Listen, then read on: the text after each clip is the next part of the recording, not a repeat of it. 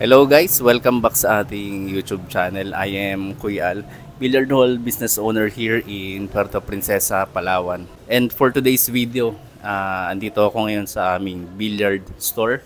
Ito ay bagong paggawa po namin dito sa aming bilyaran. Katabi lang po ito ng aming bilyaran dito. Ito yung area. Yung bubong na nakita nyo na kulay blue pa, sesemento natin. Then dito yung area na from this point to this poste. Ito yung billiard store na ipapagawa natin.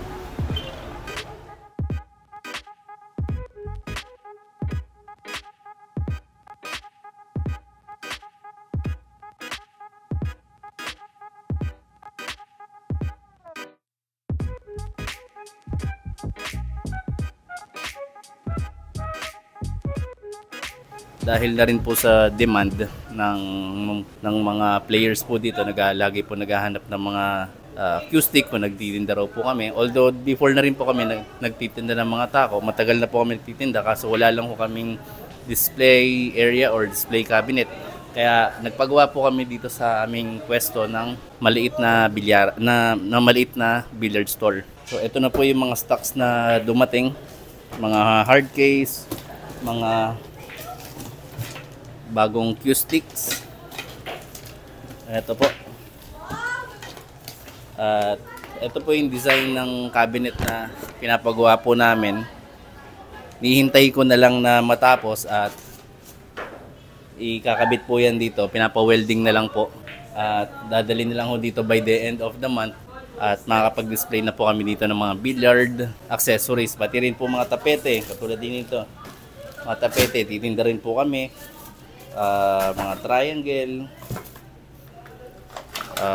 mga mother ball, at kung ano-ano pa. Marami pa kaming itinandi dito, mga tisa at iba pang mga billiard accessories.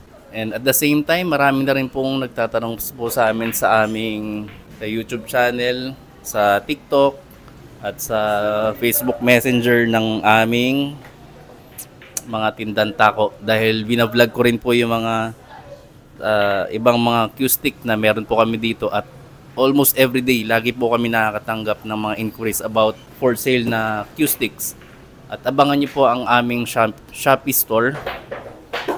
Although active na rin po yung Shopee store namin sa Shopee app, pwede niyo po siyang ma-check. Although hindi nga lang po ganun pa kadami yung nakalagay po doon. Once tapos na po itong billiard store po namin, mas magiging active na po kami sa aming Shopee store. Kaya doon po sa mga nag-i-inquire, abangan nyo po ang aming Shopee store. Then i-display ko po doon or ipopost ko rin po doon yung mga tinda po namin mga tako dito. So bilang billiard hall business owner po, nagdagdag na rin po ako ng ganito dahil instead na bumili sila sa iba, bumili sila online, dadaling ko na mismo dito sa aming bilyaran ang tindahan para hindi na sila bibili sa labas. Makikita nila in person yung gusto nilang takong bilihin. Dahil napakarami na akong kabataan na nahihilig sa bilyar, gusto nila magpundar ng sarili nilang tako, at isa ito sa gagawin namin na maglagay na mismo ng billiard store katabi ng aming bilyaran. So yun guys, i-update ko kayo once tapos na yung mga pinapagawa kong cabinet para dito sa aming billiard store, at ganun din sa aming Shopee store. Mag-upload ako ng mga next videos namin ng mga tinda naming mga tako at update doon sa aming Shopee store. And guys, kung nagustuhan niyo po ang aming content about billiard hall business, please like and subscribe sa aming YouTube channel, and also visit our Facebook page, Kudos Entertainment Billiard Hall and Family KTV, kung saan makikita niyo po ang aming daily uploads sa Facebook. Thank you po for watching and see you po sa aming next video.